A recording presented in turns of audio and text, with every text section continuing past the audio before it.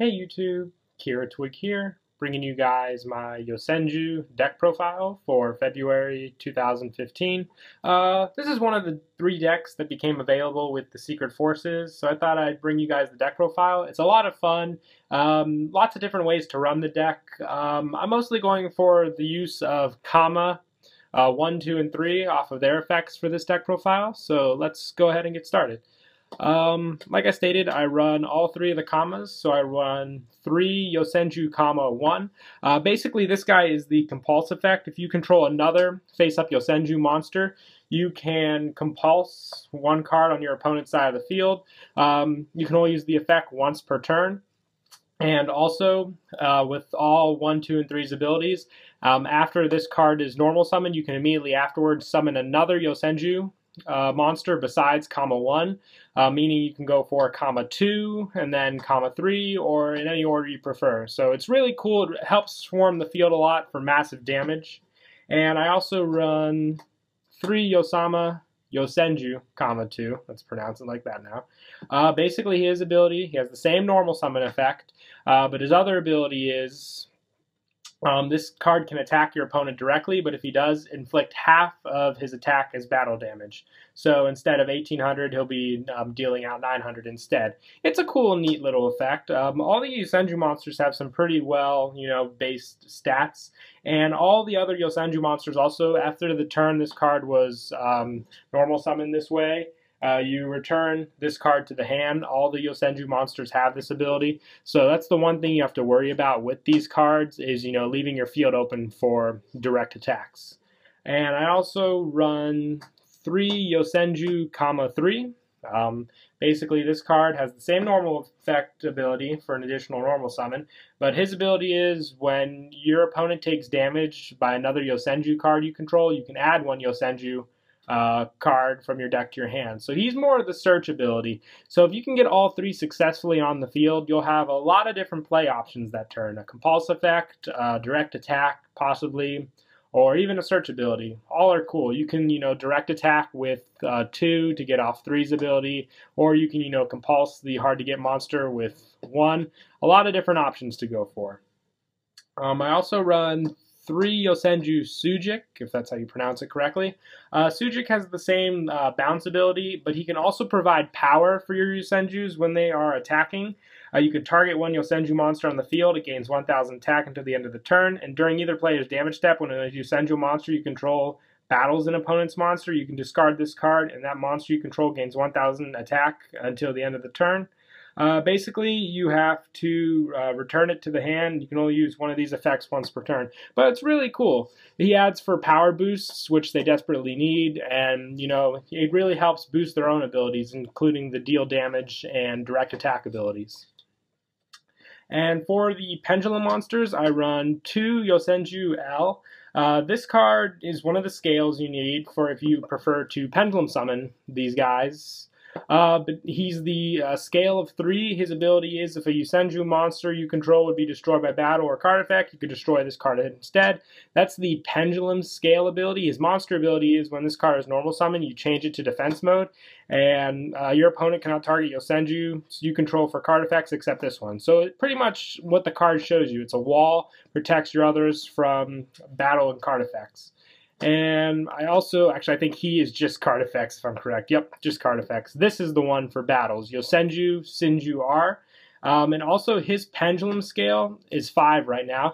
But if you want, you can also increase it to 11, but you can only special summon Yosenju monsters this turn, which isn't really needed in this deck as much, basically because I'm not running dieback.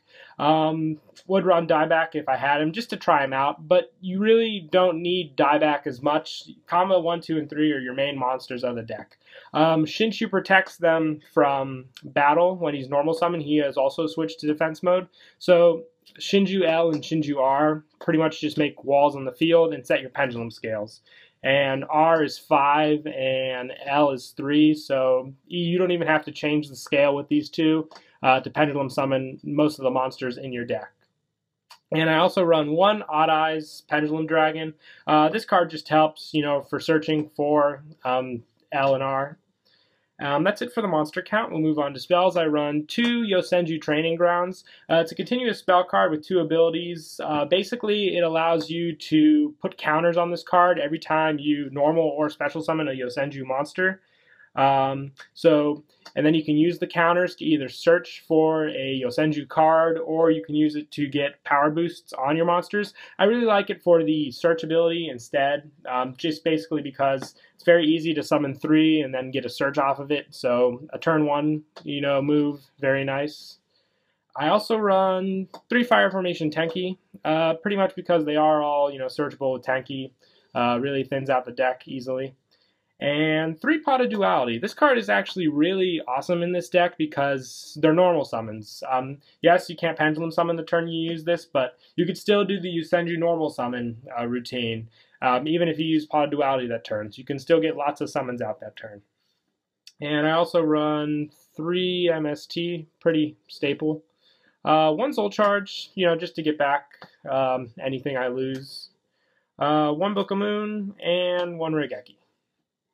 And then for traps, I run 3 Yosenju's Secret Move. When a spell, trap, or monster effect is activated while you control at least 1 Yosenju card, and all face-up monsters you control are Yosenju monsters, you can negate the activation, and if you do, destroy the card. And it's a counter trap, so it's really good. Pretty much their Infernity Barrier, if you want to call it, for the deck, stops a lot of plays, especially if you're going to go big on that turn. Can stop anything that would have interrupted your play.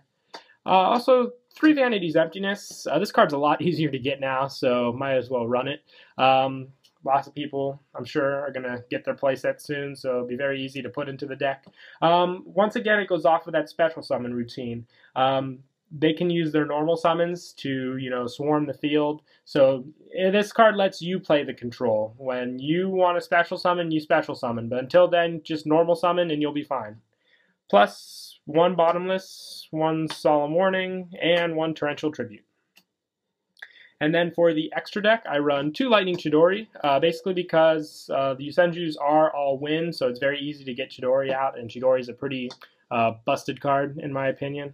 1 Number 101, 1 Lava Vault Chain, 1 Castel, 1 103, 1 Tiger King, 1 Diamond Dyer, 1 Black Ship of Corn, 1 Daigasto Morale, 1 Bujinti Kagutsuchi, 1 Abyss Dweller, 1 Gem Knight Pearl. This would probably come out if I had an Exciton Knight.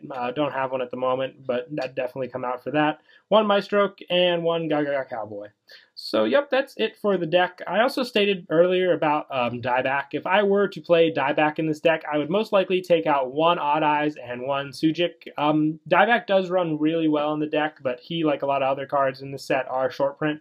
But like I said, you don't necessarily need dieback for the deck. The deck runs fine without him. Getting 1, 2, and 3 off are your main concerns, mostly with the deck.